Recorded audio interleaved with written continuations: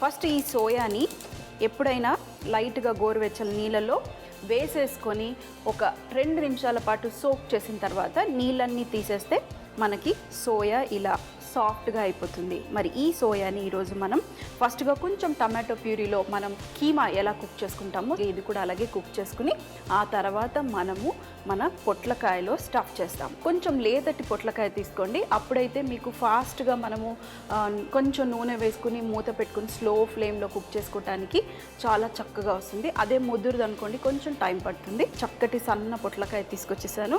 దీన్ని నేను కొంచెం పీల్ చేసుకుంటాను. అలాగే ఫస్ట్ మనం కూర వండటం మొదలెడదాం.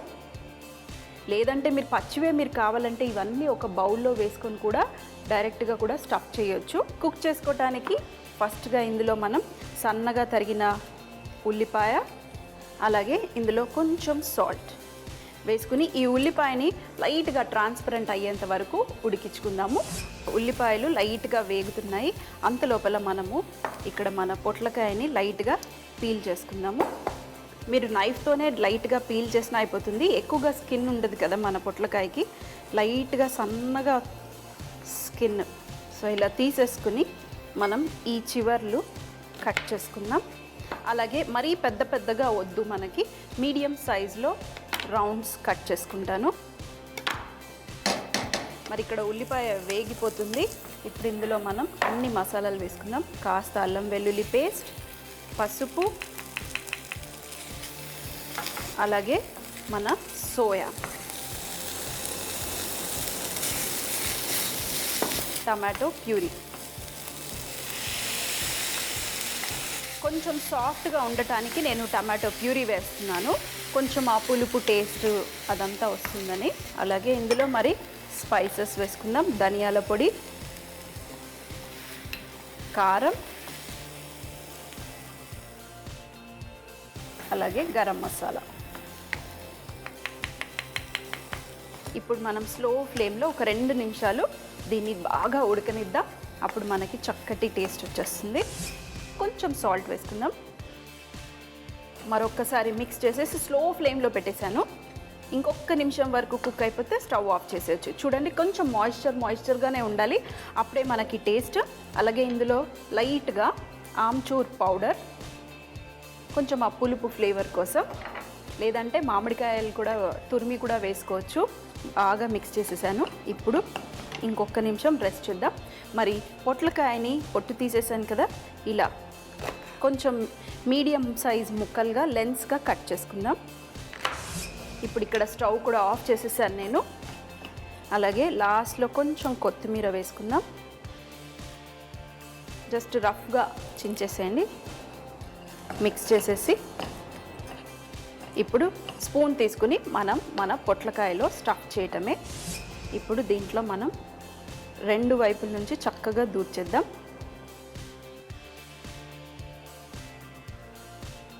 లోపల వరకు మంచిగా స్టఫ్ చేసేసుకుంటే బాగుంటుంది. దీంట్లో కొంచెం అంత అల్లం వెల్లుల్లి ముద్ద కూడా వేసుకొని చక్కగా కలిపేసుకుందాం.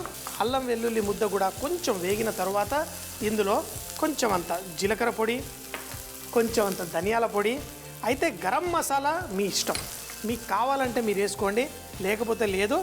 దీంట్లో మనం మిరియాలని కూడా ఇందులో వేసుకుందాం.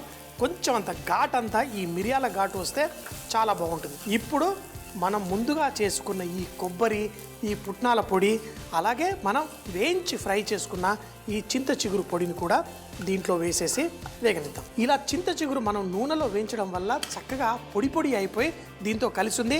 మరి తినే వాళ్ళకి ఏదో అద్భుతమైన టేస్ట్ ఉంది, కానీ దీంట్లో ఒక కొత్త తీయదనం వచ్చింది. ఆ పుల్లదనాన్ని అందులో ఈ రొయ్యలతో పాటు మీరు ఎప్పుడన్నా చూడండి, రొయ్యలు, చేపలు ఇవి చేసుకున్నప్పుడు ఏదో ఒక రకమైన పులుపు మనం యాడ్ చేసుకుంటూ ఉంటాం.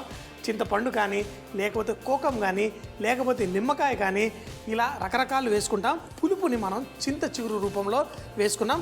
ఇవన్నీ వేసిన తర్వాత ఈ కొబ్బరి, ఈ పుట్నాల పొడి కొంచెం ఆ పచ్చి వాసన పోయేంత వరకు దీన్ని స్ప్రెడ్ చేసి స్లైట్గా కుక్ చేసుకుందాం. ఇవన్నీ చక్కగా ఇలా వేగుతున్నప్పుడు ఇందులో ఇప్పుడు మనం రొయ్యలు కూడా వేసుకుందాం. అయితే రొయ్యలు మనం వేయించేటప్పుడు ఒక 2-3 నిమిషాల కంటే ఎక్కువగా కుక్ చేయకూడదు. దీంట్లో ఈ తోకలున్న రొయ్యల్ని వేసేద్దాం. మరి దీనికి చక్కగా ఈ మసాలా పట్టుకొని తొందరగా వేగిపోతుంది. కావాలంటే ఇదే విధంగా మీరు ఫిష్ లేకపోతే వెజిటేరియన్ వాళ్ళైతే ఇదే విధంగా మీరు పన్నీరు ఇలా కూరగాయలు కూడా వేసి చేసుకోవచ్చు.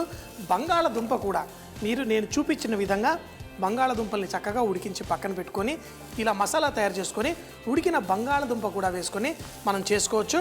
మరి రొయ్యలు వేసిన తరువాత కొంచెం మూత పెట్టేసి దీన్ని కొంచెం అంత కుక్ చేసుకుందాం. కొంచెం డ్రైగా పొడి పొడిగా, అంటే మనకి ఈ రొయ్యల్లో ఉన్న ఈ అద్భుతమైన టేస్ట్ ఏదైతే ఉంటుందో ఈ మసాలాకు కూడా పట్టాలి. ఎందుకంటే మసాలా మనం అన్నంతో పాటు కలుపుకొని తినేటప్పుడు ఆ రొయ్యల సువాసన వస్తే కదా, అందులో తోకలు వదిలిపెట్టాం, ఆ తోకల్లో నుంచి కూడా మంచి సువాసన వచ్చి పర్ఫెక్ట్గా ఉంటుంది. కొంచెం మీరు అవసరం చాలా డ్రైగా ఉందనుకుంటే కొంచెం అంత నీళ్లు కూడా మీరు జల్లుకోవచ్చు. ఇప్పుడు బాగా డ్రైగా ఉంది అనుకోండి, కొన్ని నీళ్లు ఇలా వేసి కూడా మనం బాగా డ్రైగా ఉంది అంటే కొన్ని నీళ్లు కూడా మనం జల్లి దీన్ని చక్కగా కుక్ చేసుకుందాం. మరి చూశారు కదా, ఎంతో సింపుల్గా ఎంతో ఈజీగా ఒక వెరైటీగా మన మార్కెట్లో దొరికే చింత చిగురిని ఆ పుల్లదనాన్ని ఒక రకమైన తీపి పులుపు కలిపి మనం డిష్ చేసుకున్నాం. ఇందులో ఉల్లిపాయలు మనం ఫుల్గా కుక్ చేయకపోయినా కొంచెం అంత పులుపుదనం వచ్చేసి ఆ ఉల్లిపాయలు కూడా తింటుంటే భలే కమ్మగా ఉంటాయి. మరొక 2 నిమిషాల్లో దీన్ని ఎలా ఉందో టేస్ట్ చేసేద్దాం. 2-3 నిమిషాలు అవ్వగానే మనం ఈ మసాలా తీసేసి ఇప్పుడు ఆ చింత చిగురు అంతా చక్కగా ఇలా రొయ్యల్ని ఇట్లా పట్టేసుకుంటుంది. మనం చూడండి, ఈ ముక్కలు మనం తీసుకుంటే కనుక ఆ మసాలా చక్కగా వాటికి పట్టేసి ఎంత పర్ఫెక్ట్గా ఉందో. ఈ రొయ్యల ముక్కలు మనం చూడండి, ఈ ముక్కని అంటే ఈ మసాలా ఎంత చక్కగా ఉంది అంటే మనం వేసిన పుట్నాల పొడి, మనం వేసిన కొబ్బరి ఇవన్నీ ఈ ముక్కలకి చక్కగా పట్టేసి పర్ఫెక్ట్గా రెడీ అయిపోయింది. మరి దీంట్లో కొంచెం అంత కొత్తిమీర కూడా వేసేసుకుందాం. ముఖ్యంగా చింత చిగురు అవి చేసినప్పుడు కొత్తిమీర వేయను, కానీ హోటల్లో ఏంటి అంటే ఏ డిష్ ఇచ్చినా కొంచెం చూడ్డానికి కొంచెం అంత గ్రీన్నెస్, కొంచెం అందంగా ఉండడం కోసం కొంచెం కొత్తిమీర కూడా వేసి పెట్టేసుకుందాం. తినేటప్పుడు మాత్రం తోకలు భలే పనిచేస్తుంది. అది ఎలా ఉంటుందో చూద్దాం. మరి ఎన్నో రకాల రుచులు ఉంటాయి. అప్పుడప్పుడు కొత్త కొత్త రుచులు, కొత్త కొత్త దేశాల్లో ఉన్న రుచుల్ని మనకు తగ్గట్టుగా చేసేసుకుందాం. ఇలా ఆకుని ఫ్రై చేసి అందులో పుల్లటి ఆకుని ఫ్రై చేసేది వేరే దేశాల్లో చూశాను. మరి రొయ్యలు చూడండి ఎంత చక్కగా మసాలా పట్టేసుకొని పర్ఫెక్ట్గా ఉందో. ఈ రొయ్యల్ని అంటే స్పూన్లతో తింటే బాగోదు కదా, మరి రొయ్యలకి తోకలు ఉన్నాయి, ఆ తోకలనేమో ఏళ్ళతో పట్టుకోవాలి. ఈ మసాలా ఏదైతే మనకి కొబ్బరి అన్నీ వేసాం కాబట్టి కొబ్బరిలో కూడా నూనె ఉంటుంది. మనం డెసికేటెడ్ కోకోనట్ చేసుకుంటాం కదా ఇళ్లలో, వాటిని నూరినప్పుడు మనకి కొంచెం నూనెలా వస్తుంది. ఆ నూనె రావడం వల్ల కూడా మనకి మంచి సువాసన ఈ రొయ్యలకు వచ్చేసింది. ఒక్కొక్క ముద్దలో ఏంటి కళ్ళకు అద్దుకొని తినాల్సిందే. మరి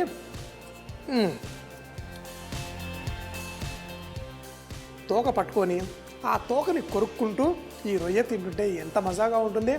ప్రతి బైట్లో ఎంత అద్భుతం. వెరైటీగా మీరు కూడా నేను చూపించిన విధంగా మన తెలుగు వాళ్ళకి చక్కగా నచ్చే విధంగా అన్నంలో కలుపుకుంటే ఇలా ముద్ద చూస్తుంటే లటక్కున తినేయాలనిపించే విధంగా ఈ అద్భుతమైన రొయ్యలు మన చింత చిగురు వేపుడు రెడీ. మరి మీరు కూడా చేసుకోండి, తినండి, వారేవా అనండి. చింత చిగురు రొయ్యల వేపుడు చేసుకోవడానికి ముందుగా చింత చిగురుని చూపించిన విధంగా వేడి నూనెలో క్షణం పాటు వేయించుకొని ఒక ప్లేట్లో తీసి పెట్టుకోవాలి. ఎండు కొబ్బరి పొడిని అలాగే పుట్నాల పొడిని కూడా చక్కగా దీంతో పాటు కలిపి పెట్టుకుని ఇప్పుడు సన్నగా తరిగిన ఉల్లిపాయల్ని కొంచెం నూనెలో వేసి కొంచెం రంగు వచ్చేంత వరకు ఉప్పు వేసి చక్కగా వేయించుకోవాలి. అలా వేగిన ఉల్లిపాయలలో పసుపు వేసి మరికొంచెం సేపు వేగిన తర్వాత అల్లం వెల్లుల్లి పేస్ట్, జీలకర్ర పొడి, ధనియాల పొడి, మిరియాల పొడి కూడా వేసి చక్కగా కుక్ చేసుకోవాలి. కొంచెం వేగిన తర్వాత ముందుగా చేసుకున్న ఈ చింత చిగురు మిశ్రమాన్ని వేసి దాంట్లో రొయ్యలు కూడా వేసి కావాలనుకుంటే చిటికెడంత నీళ్లు జల్లి దాన్ని ఒక 3 నిమిషాల పాటు చక్కగా వేగిన తర్వాత దీన్ని వేడివేడిగా అన్నంతో పాటు వడ్డించుకుంటే చాలా